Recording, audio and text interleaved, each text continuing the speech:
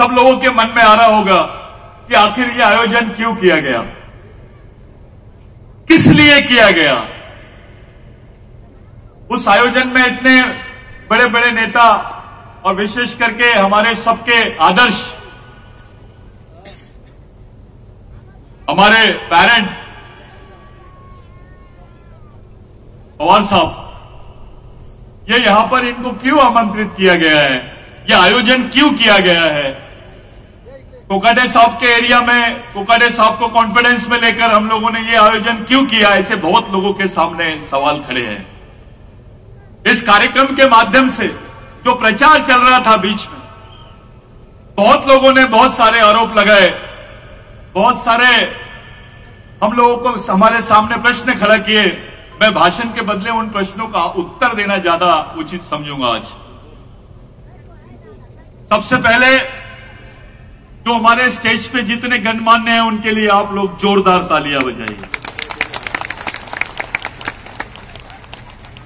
महाराष्ट्र से, मध्य प्रदेश से, छत्तीसगढ़ से, तेलंगाना से और झारखंड से जो आए हुए कार्यकर्ता है, उन लोगों के लिए भी जोरदार तालियां आप लोग।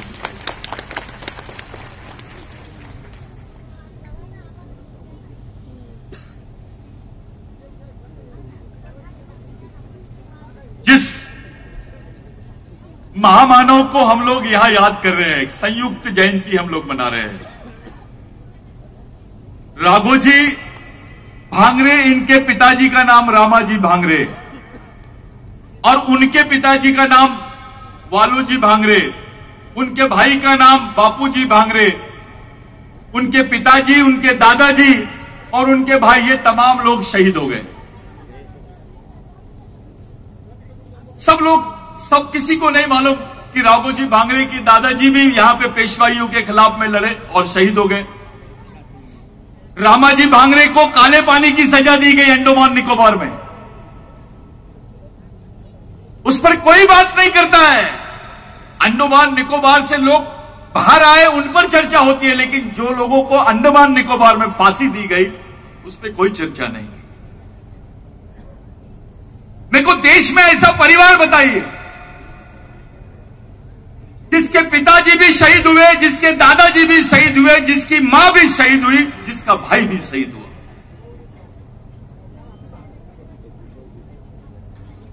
पूरे महाराष्ट्र में एकमेव एग्जाम्पल है राघोजी भांगरे।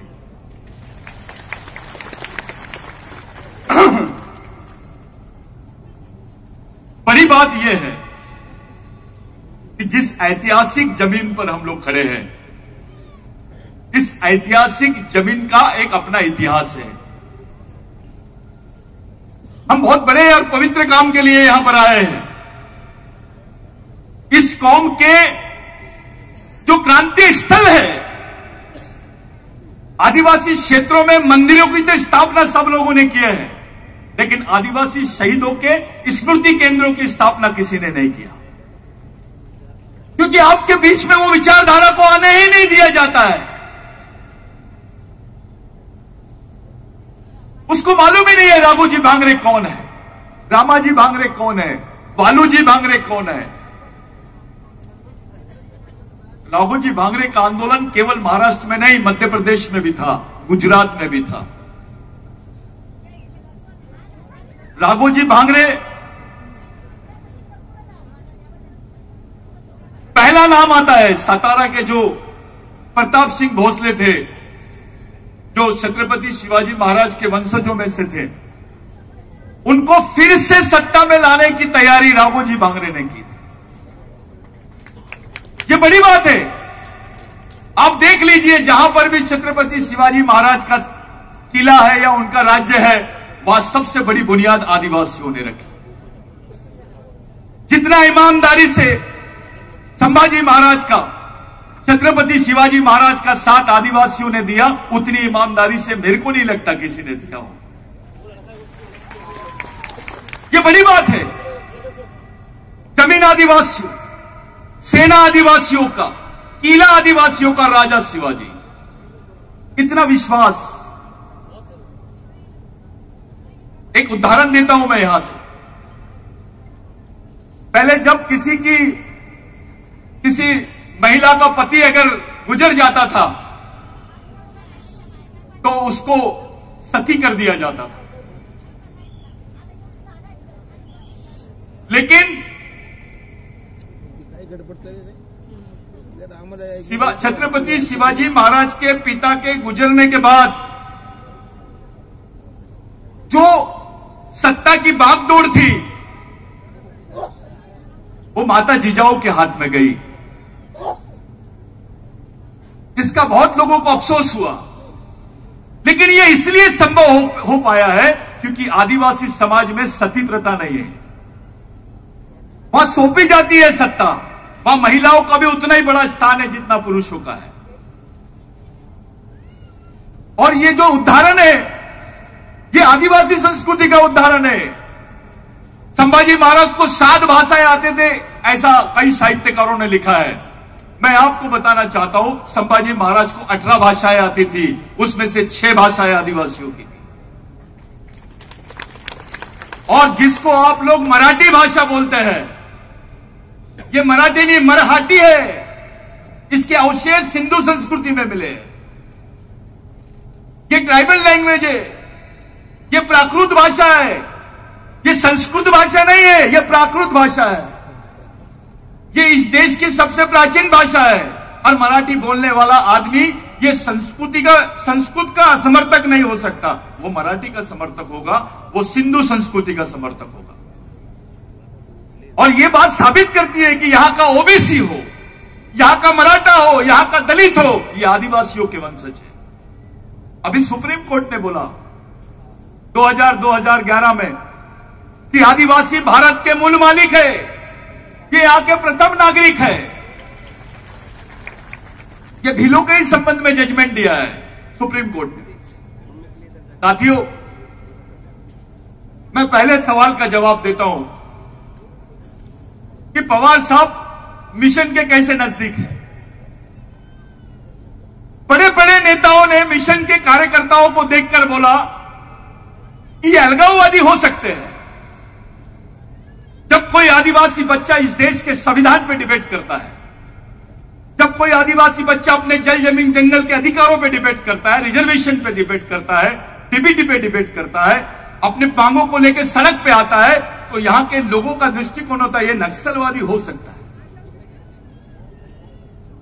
जब हम पवार साहब से मिले और जब हमारा डिस्कशन हुआ, तब पवार साहब ने इस मूवमेंट को ये बोला कि आपके राजनीतिक कार्यक्रम क्या है मेरे को नहीं मालूम, मैं आपके साथ में सामाजिक कार्यक्रम करना चाहता हूं, सामाजिक क्षेत्र में काम करना चाहता हूं। ये जब शब्द हमने सुने तो किसी हमारे और भी नेता है, बुजुर्ग नेता है, जिनका फर्ज था, इसलिए हम लोगों का विश्वास पवार साहब पे हुआ और आज हम पूरे देश भर में पवार साहब के साथ काम कर रहे हैं। ये सामाजिक आमंत्रण है भाई, कोई राजनीतिक आमंत्रण नहीं था। इसको फैसला, इसका डिसीजन भी पवार साहब ने लिया।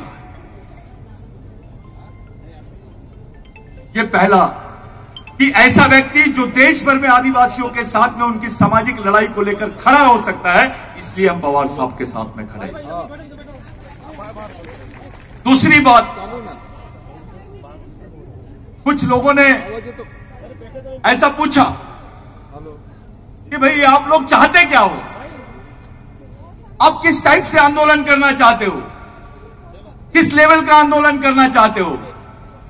तो साथियों, मैं आपके सामने बता देना चाहता हूं कि जो गलत रिप्रेजेंटेशन गया है भारत सरकार का आदिवासियों के बारे में यूनाइटेड नेशंस में, जो रिप्रेजेंटेशन जो गया है उसमें लिखा गया है कि इस देश में आदिवासी नहीं है, जो अनुसूचित जनजाति के लोग हैं इनका कोई अन्याय नहीं हुआ, ये इस देश के आदिवासी नहीं है। और उससे बड़ी बात कि इस देश के जो भील आदिवासी है, जिनकी संख्या 30 से 35% है, ये आर्यन भाषा बोलते हैं, जो भाषा संस्कृत से मिलती जुलती है, इसलिए ये भी आदिवासी नहीं हो सकते हैं। ऐसा रिप्रेजेंटेशन इन लोगों ने संयुक्त राष्ट्र संघ में दिया भारत सरकार ने 1991 में।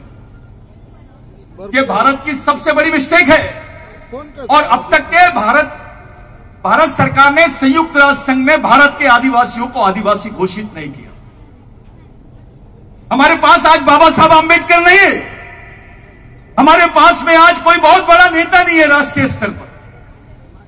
शिबू सोरेन जी थी, उनकी भी हालत खराब। जो आदिवासी नेता है वो राष्ट्रीय स्तर पे कोई प्रश्नों का रिप्रेजेंटेशन नहीं कर पाते। ऐसे समय आदिवासी नहीं तो आदिवासी वंश का नेता, हमारे बीच में एक अनुभवी नेता हमको मिला।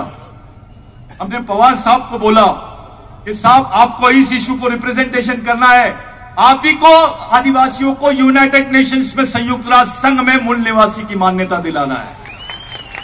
और पहले आदमी रहे पवार साहब जिनका स्टेटमेंट पीटीआई के थ्रू आया और वो स्टेटमेंट यूनाइटेड नेशंस में रिकॉग्निशन हुआ है। वो किताब आपके सामने पड़ी है, वो मैगजीन आपके सामने पड़ी है।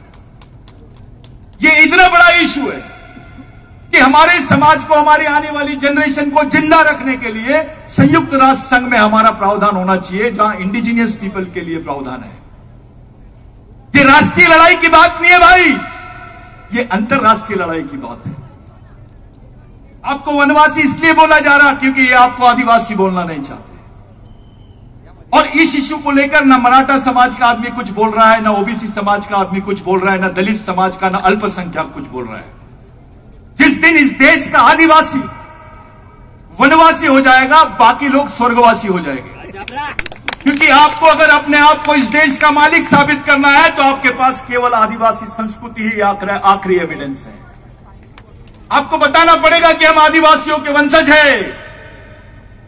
संभाजी महाराज ने कोई दूसरा नारा नहीं दिया था, छत्रपति शिवाजी महाराज ने कोई दूसरा नारा नहीं दिया था। मुझे एक इंटरव्यू में पूछे कि आप ये संभाजी महाराज, शिवाजी महाराज, जिजाऊ, इनको आदिवासी बोलते हो? मैंने बोला यस, हम आदिवासी बोले नहीं, अभी प्रूफ कर देंगे, वो तैयारी है हमारी। वो इसलिए क्योंकि संभाजी महाराज ने या शिवाजी महाराज ने उस वक्त कोई दूसरा तीसरा नारा नहीं दिया, हर हर महादेव बोला है। और जिसको गोंडी भाषा में, कोया भाषा में बोलते हैं मां याना रोन दारो, ये जो हमारा दाऊ है, ये हमारे मात्र इस पे चलना है, मोहनजोदारो, मां याना रोन दारो, हर हर महादेव। ये जानते थे कि इनकी संस्कृति क्या है। संभाजी महाराज को मालूम था कि ये कौन सी संस्कृति को मानना है। ये गलत बात है, ये गलत रिपोर्ट बनाई गई है उनके बारे में। उन्होंने एक एक्सप्रेशन कराया, उनका स्टडी था इसके ऊपर। संभाजी महाराज, आदिवासियों ने कभी संतों के आंदोलन को, वारकरी आंदोलन को कभी विरोध नहीं किया, सबसे ज्यादा समर्थन आदिवासियों ने किया। ये एंगल है। और राघोजी भांगरे को भी जहां पकड़े वो पंढरपुर का मंदिर है, पंढरपुर के मंदिर में राघोजी भांगरे को पकड़े। आप टंटा भील का इतिहास देख लीजिए, आप बाबूराव शर्मा के का इतिहास देख लीजिए। जो सजा संभाजी महाराज को मनुवादियों ने दी है, वही सजा बाबूराव शर्मा के को दी, वही सजा राघोजी भांगरे को दी गई। दो बार फांसी के फंदे टूटे हैं उनके लिए वकील खड़ा नहीं करने दिया गया। एक कुलकर्णी नाम के आदमी ने उनके ऊपर गलत केस डाली कि ये चोर है, बलात्कारी है, इनको क्रिमिनल ट्राइब बोला गया। ये जो चीजें हैं, ये चीजें एक नए इतिहास को सामने ला रही है। हमने पवार साहब को ऐसे ही नहीं लाया है, हम कोई राष्ट्रवादी कांग्रेस की तरफ से नहीं लाया है उनको। पवार साहब हमारे लिए एक अलग पूंजी है। वो इस सेना के सेनापति है जिसका बेस पूरे देश के 14 राज्यों में है, और 14 राज्यों तक के हम जाएंगे। जहां जहां मूवमेंट का नेटवर्क है, वहां वहां पवार साहब को लेके जाएंगे। उनके साथ में जितनी उनकी टीम है, उनको लेके जाएंगे। साथियों, ये जो प्रोग्राम है, ये प्रोग्राम लेने का मुख्य उद्देश्य यह है कि लोग ऐसा मानने लग गए थे कि सह्याद्री में आदिवासी ही नहीं रहता है।